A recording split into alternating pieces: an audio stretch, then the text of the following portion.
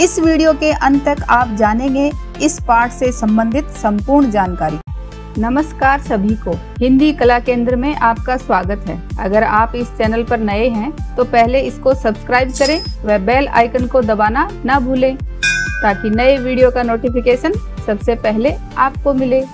बच्चों, आज हम पढ़ने जा रहे हैं हमारी हिंदी की पुस्तक का पाठ 10, जिसका शीर्षक है अपूर्व अनुभव। ऐसा अनुभव जो पहले कभी ना किया हो, यूनिक एक्सपीरियंस। आज का ये पाठ इस पुस्तक तोतो चान का अंश है। ये पुस्तक जापानी भाषा में लिखी गई है। इसका अनुवाद विश्व की कई भाषाओं में हो चुका है। ये पुस्तक अपरंपरागत शिक्षा के मूल्यों के बारे में है। पुस्तक का जापानी नाम एक अभिव्यक्ति है जिसका उपयोग उन लोगों का वर्णन करने के लिए किया जाता है जो असफल रहे हैं। इस पुस्तक में एक ऐसी अद्भुत पाठशाला का वर्णन है जिसमें पढ़ने वाले बच्चों की कहानी है। लेखिका स्वयं इस स्कूल की छात्रा रही हैं और इन बच्चों का स्कूल इतना मज़ेदार था कि इनकी कक्षाएं रेल के डिब्बों में ही लगती थी। गहरी जड़ों वाले पेड़ इस पाठशाला के गेट होते थे तथा पेड़ों की शाखा बच्चों के खेलने के कोने। ये आपकी पुस्तक में दिया गया है। तोतो चान विश्व साहित्य की एक अमूल्य निधि है जो मूलतः जापानी भाषा में लिखी गई है। इसका अनुवाद विश्व की कई भाषाओं में हो चुका है। ये एक ऐसी अद्भुत पाठशाला और उसमें पढ़ने वाले बच्चों की कहानी है जिनके लिए रेल के डिब्बे कक्षाएं थी। गहरी जड़ों वाले पेड़, पाठशाला का गेट, शाखा, बच्चों के खेलने के कोने। इस अनोखे स्कूल के संस्थापक थे श्री कोबायाशी। लेखिका स्वयं इस स्कूल की छात्रा थी। उन्हीं के बचपन के अनुभवों पर आधारित है पुस्तक तोतो चान का ये अंश अपूर्व अनुभव। तो आज के इस पाठ का शीर्षक है अपूर्व अनुभव, जिसका अंश लिया गया है तोतो चान नामक पुस्तक से और इस पुस्तक की लेखिका हैं उन्हीं के बचपन के अनुभवों पर आधारित है ये पुस्तक। सभागार में शिविर लगने के 2 दिन बाद, सभागार वह स्थान जहाँ सभा होती है, बड़ा सा कमरा, और उसमें शिविर लगने के बाद, शिविर रहने का अस्थायी स्थान या तंबू लगने के 2 दिन बाद तोतो चान के लिए एक बड़ा साहस करने का दिन आया। तोतो चान के लिए एक हिम्मत दिखाने का दिन आया। इस दिन उसे यासुकी चान से मिलना था। इस भेद का पता, भेद यानी इस बात का रहस्य या इस बात के बारे में पता न तो तोतो चान के माता पिता को था, ना ही यासुकी चान के। उसने यासुकी चान को अपने पेड़ पर चढ़ने का न्योता दिया था। न्योता यानी किसी आयोजन में सम्मिलित होने के लिए बुलाना या निमंत्रण देना। तो इन दोनों की बात हो गई थी।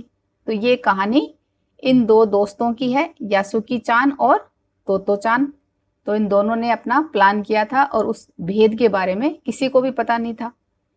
क्या प्लान था इनका? यासुकी चान को अपने पेड़ पर चढ़ने का न्योता दिया था, उसके लिए उसको बुलाया था। तोमोए में हर एक बच्चा बाग के एक एक पेड़ को अपने खुद के चढ़ने का पेड़ मानता था। तोतो चान का पेड़ मैदान के बाहरी हिस्से में कोहन बुत्सुर जाने वाली सड़क के पास था। बड़ा सा पेड़ था उसका। चढ़ने जाओ तो पैर फिसल फिसल जाते, पर ठीक से चढ़ने पर जमीन से कोई 6 फुट की ऊंचाई पर एक द्विशाखा तक पहुंचा जा सकता था। द्विशाखा यानी 2 शाखा, इस तरह का कुछ पेड़ था। तो पेड़ के तने का वह भाग जहां से 2 शाखाएं निकलती हैं, वह भाग द्विशाखा कहलाता है। तो जमीन से लेकर इस द्विशाखा तक की दूरी कितनी थी? 6 फुट की। तो उसके बाद 6 फुट की दूरी पार करने के बाद इस द्विशाखा तक चढ़ा जा सकता था। यहाँ से चढ़ना फिर आसान है। बिल्कुल किसी झूले सी आरामदेह जगह थी ये। झूले की तरह आरामदेह यानी आराम देने वाली जगह थी। तोतो चान अक्सर खाने की छुट्टी के समय या स्कूल के बाद ऊपर चढ़ी मिलती। वहां से वह सामने दूर तक ऊपर आकाश को या नीचे सड़क पर चलते लोगों को देखा करती थी। कहाँ से? पेड़ के ऊपर से, क्योंकि ये पेड़ उसका था। बच्चे अपने अपने पेड़ को निजी संपत्ति मानते थे। निजी का अर्थ होता है पर्सनल, व्यक्तिगत, और संपत्ति धन दौलत या जायदाद। तो सब बच्चों की अपनी अपनी धन संपत्ति क्या थी? एक एक पेड़ था। किसी दूसरे के पेड़ पर चढ़ना हो तो उससे पहले पूरी शिष्टता से, शिष्टता का अर्थ होता है सभ्यता, तो पूरी सभ्यता के साथ माफ कीजिए क्या मैं अंदर आ जाऊं पूछना पड़ता था। तो इस तरह सभ्यता के साथ पूछकर उस पेड़ पर चढ़ना पड़ता था। यासुकी चान को पोलियो था। यासुकी चान को क्या था? पोलियो था। पोलियो एक रोग जिसमें मांसपेशियां शिथिल पड़ जाती हैं, थोड़ा मांसपेशियां कमजोर हो जाती हैं, जो जल्दी से काम नहीं कर पाती। इसलिए वह न तो किसी पेड़ पर चढ़ पाता था और न किसी पेड़ को निजी संपत्ति मानता था बाकी बच्चों की तरह। अतः तोतो चान ने उसे अपने पेड़ पर आमंत्रित किया था। इसलिए तोतो चान उसे अपने पेड़ पर बुलाया था। आमंत्रित करना या बुलाना या पुकारना, तो अपने पेड़ पर चढ़ने के लिए बुलाया था। पर ये बात उन्होंने किसी से नहीं कही, क्योंकि अगर बड़े सुनते तो जरूर डांटते। तो बड़े क्यों डांटते? क्योंकि यासुकी चान को पोलियो था, तो उसका चढ़ना असंभव था। इसलिए अगर बड़े सुन लेते तो उनको डांट मारते। इसलिए दोनों बच्चों ने ये प्लान खुद से ही बनाया और किसी को पता नहीं चलने दिया। घर से निकलते समय तोतो चान ने माँ से कहा कि वह यासुकी चान के घर डेनेन चोफू जा रही है। चूंकि वह झूठ बोल रही थी, इसलिए उसने माँ की आंखों में नहीं झांका। तो ऐसा कई बार होता है ना, जब आप किसी बात के लिए झूठ बोलते हो तो सामने वाले की आंखों से नजर नहीं मिला पाते हो। तो ऐसा ही उसके साथ हुआ। वह अपनी नजरें जूतों के फीतों पर ही गड़ाए रही। रोकी उसके पीछे पीछे स्टेशन तक आया। जाने से पहले उसे सच बताए बिना तोतो चान से रहा नहीं गया। तो तोतो चान ने ये बात रोकी को बता दी। मैं यासुकी चान को अपने पेड़ पर चढ़ने देने वाली हूँ, उसने बताया। जब तोतो चान स्कूल पहुंची तो रेल पास उसके गले के आसपास हवा में उड़ रहा था। रेल का पास यानी जो उनका कक्षा का रूम था, उसमें जाने के लिए उनके पास जो पास था वो उसके गले में हवा में उड़ रहा था। यासुकी चान उसे मैदान में क्यारियों के पास मिला। गर्मी की छुट्टियों के बाद सब सुना पड़ा था। सब जगह सुनसान थी। गर्मियों की छुट्टी थी, इसलिए बच्चे नहीं थे। यासुकी चान उससे कुल जमा एक ही वर्ष बड़ा था। यासुकी चान किससे बड़ा था? तोतो चान से। कुल जमा का अर्थ है पूरा मिलाकर एक ही साल बड़ा था। पर तोतो चान को वह अपने से बहुत बड़ा लगता था, लेकिन तोतो चान उसे अपने से बहुत बड़ा मानती थी। जैसे ही यासुकी चान ने तोतो चान को देखा, वह पैर घसीटता हुआ उसकी ओर बढ़ा। पैर क्यों घसीट रहा था? क्योंकि उसे पोलियो था, तो उसे चलने में तकलीफ थी। उसके हाथ अपनी चाल को स्थिर करने के लिए दोनों ओर फैले हुए थे। तो उसके दोनों हाथ उसकी चाल को बैलेंस करने के लिए दोनों तरफ फैले हुए थे। तोतो चान उत्तेजित थी। उत्तेजित यानी उत्साहित थी। वे दोनों आज कुछ ऐसा करने वाले थे जिसका भेद किसी को पता नहीं था, तो उसके बारे में किसी को भी कुछ पता नहीं था। वह उल्लास में, उल्लास का अर्थ होता है खुशी या हर्ष में, ठिठियाकर हंसने लगी। ठिठियाकर हंसना, तेज आवाज के साथ खिलखिलाकर हंसने लगी, क्योंकि वो बहुत ज्यादा खुश थी। यासुकी चान भी हंसने लगा, वो भी उसके साथ हंसने लगा। तोतो चान यासुकी चान को अपने पेड़ की ओर ले गई और उसके बाद वह तुरंत चौकीदार के छप्पर की ओर भागी। छप्पर क्या होता है? घास फूस से बनी झोपड़ी के ऊपर की छत। तो वह तुरंत चौकीदार की झोपड़ी की ओर भागी। जैसे उसने रात को ही तय कर लिया था, तो ये बात उसने रात को ही सोच ली थी, वहां से वह एक सीढ़ी घसीटती हुई लाई। चौकीदार की छप्पर से क्या लाई? वो एक सीढ़ी लेकर आई। उसे तने के सहारे लगाया, पेड़ के तने के सहारे उस सीढ़ी को लगाया, जिससे वह द्विशाखा तक पहुंच जाए। तो जमीन से लेकर द्विशाखा तक कितनी दूरी थी? 6 फुट की। तो वहां तक पहुंचना यासुकी चान के लिए संभव नहीं था, इसलिए उसके लिए वो सीढ़ी लेकर आई। वह कुर्सी के ऊपर चढ़ी और सीढ़ी के किनारे को पकड़ लिया। तब उसने पुकारा, ठीक है, अब ऊपर चढ़ने की कोशिश करो। यासुकी चान के हाथ पैर इतने कमजोर थे कि वह पहली सीढ़ी पर भी बिना सहारे के चढ़ नहीं पाया। इस पर तोतो चान नीचे उतर आई, क्योंकि वो पहले पेड़ की द्विशाखा तक पहुंच गई थी ना सीढ़ी के सहारे, और यासुकी चान को पीछे से धकियाने लगी। फिर वो नीचे उतरकर यासुकी चान को पीछे से धकियाना यानी धकेलना या धक्का देना, तो उसको पीछे से धक्का देकर चढ़ाने में उसकी हेल्प करने लगी। पर तोतो चान थी छोटी और नाजुक सी, अब वो भी छोटी और कोमल सी थी, इससे अधिक सहायता क्या करते। यासुकी चान ने अपना पैर सीढ़ी पर से ही हटा लिया और हताशा से सिर झुकाकर खड़ा हो गया। हताशा यानी निराश या दुखी, तो उसने हार मान ली कि अब ये काम मुझसे नहीं होगा, तो सिर झुकाकर खड़ा हो गया। तोतो चान को पहली बार लगा कि काम उतना आसान नहीं है जितना वह सोचे बैठी थी। अब क्या करे वह, क्योंकि उसने तो रात को ही प्लान कर लिया था कि वो चौकीदार की झोपड़ी से सीढ़ी ले आएगी और सीढ़ी के सहारे द्विशाखा तक यासुकी चान को पहुंचा देगी और आगे फिर उसको पेड़ पर चढ़ा देगी। तो अब उसको ये असली बात समझ में आई कि ये काम इतना आसान भी नहीं है। यासुकी चान उसके पेड़ पर चढ़े, ये उसकी हार्दिक इच्छा थी। हार्दिक का अर्थ होता है आंतरिक या उसकी दिली इच्छा थी। उसका बहुत मन था कि वो उसके पेड़ पर चढ़े। यासुकी चान के मन में भी उत्साह था, यानी यासुकी चान भी चाह रहा था उस पर चढ़ना, तो वो भी बड़ा उत्साह के साथ था। वह उसके सामने गई। उसका लटका चेहरा इतना उदास था कि तोतो चान को उसे हंसाने के लिए गाल फुलाकर तरह तरह के चेहरे बनाने पड़े। तो यासुकी चान को खुश करने के लिए तोतो चान ने अपने चेहरे कई तरह के बना बनाकर उसको हंसाने की कोशिश करी। ठहरो, एक बात सूझी है। सूझना का अर्थ है विचार आना, कि ठहरो, एक बात मेरे मन में आई है।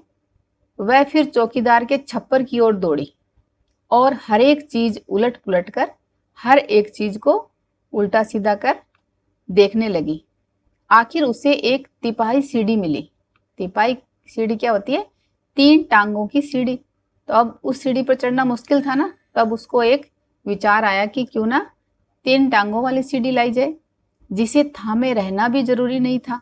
3 टांगों वाली सीढ़ी को पकड़ने की जरूरत नहीं है, उसका बैलेंस बन जाता है। वह तिपाही सीढ़ी को घसीट कर ले आई तो अपनी शक्ति पर हैरान होने लगी। अपनी शक्ति पर हैरान क्यों हुई? क्योंकि वो तो बहुत छोटी और कोमल सी थी। तो अब उसने इतनी बड़ी सीढ़ी को जब घसीट कर लाई तो उसे अपनी शक्ति पर हैरानी हुई, आश्चर्य हुआ कि उसने ये काम कर दिखाया। तिपाही की ऊपरी सीढ़ी द्विशाखा तक पहुंच रही थी। देखो, अब डरना मत, उसने बड़ी बहन की सी आवाज में कहा। ये डगमगाएगी नहीं। डगमगाने का अर्थ होता है हिलना डुलना। यासुकी चान ने घबराकर तिपाही सीढ़ी और पसीने से तरबतर तोतो चान की ओर देखा।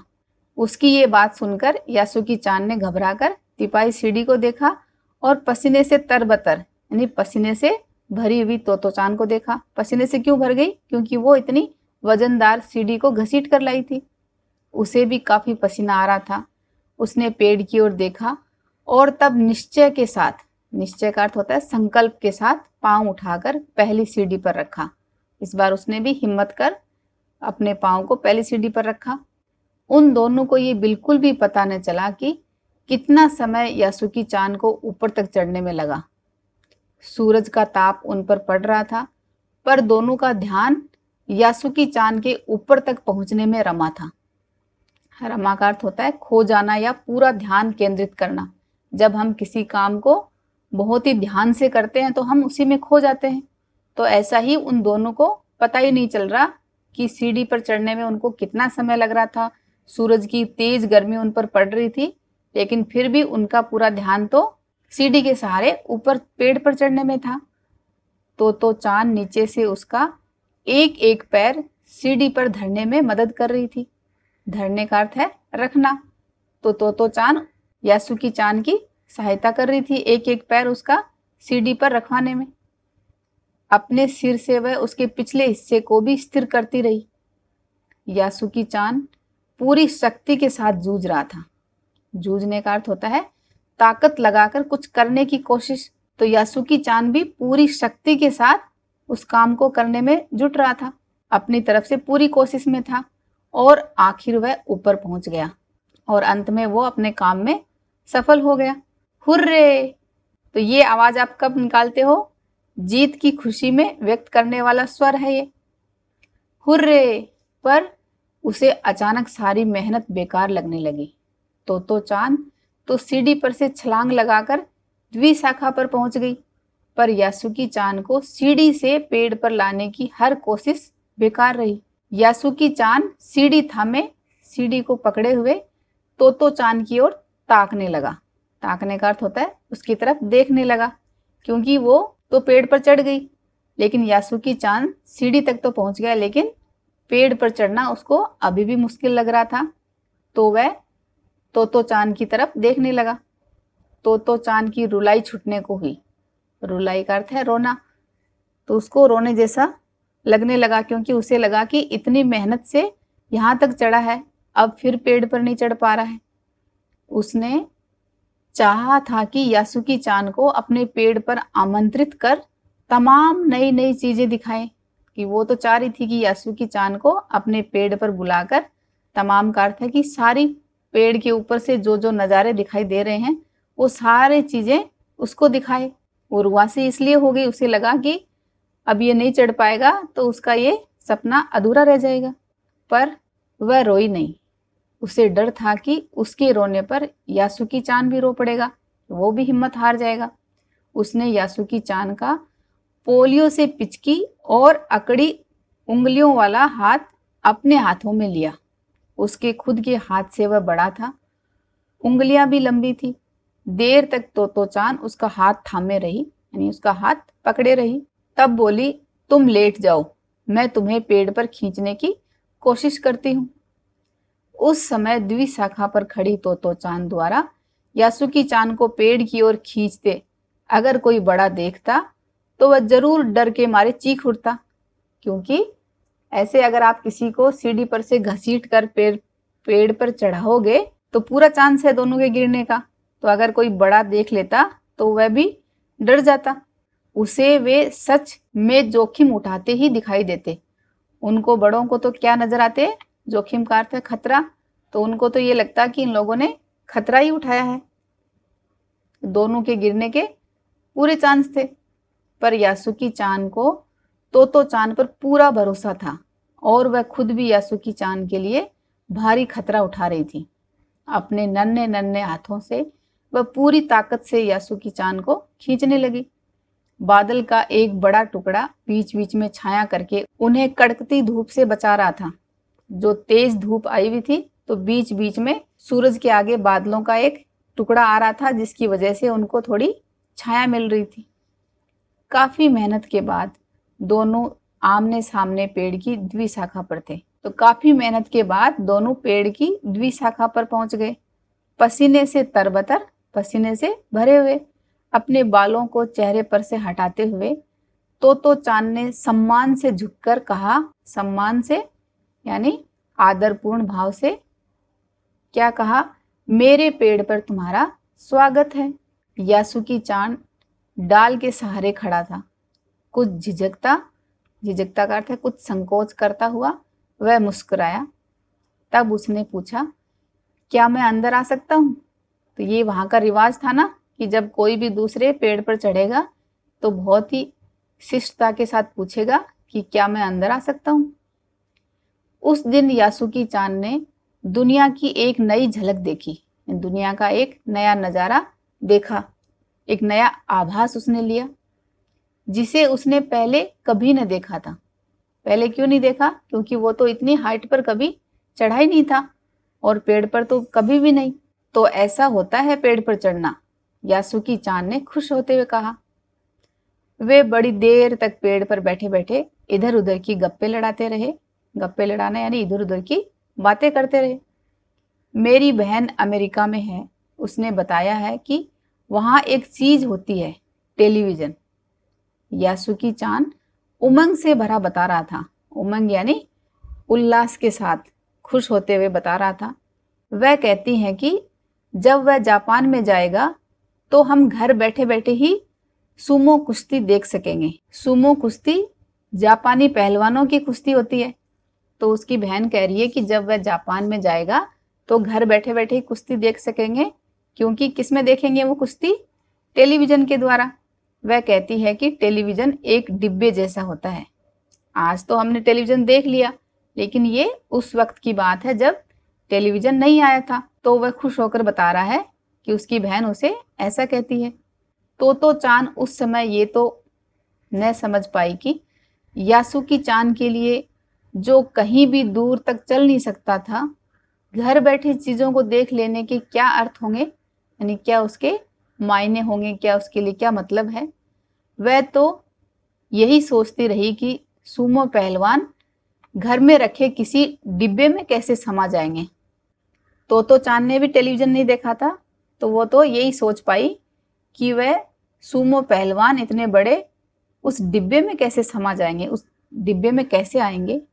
उनका आकार तो बड़ा होता है, पर बात उसे बड़ी लुभावनी लगी, लेकिन उसकी बात उसे बहुत मोहक लगी।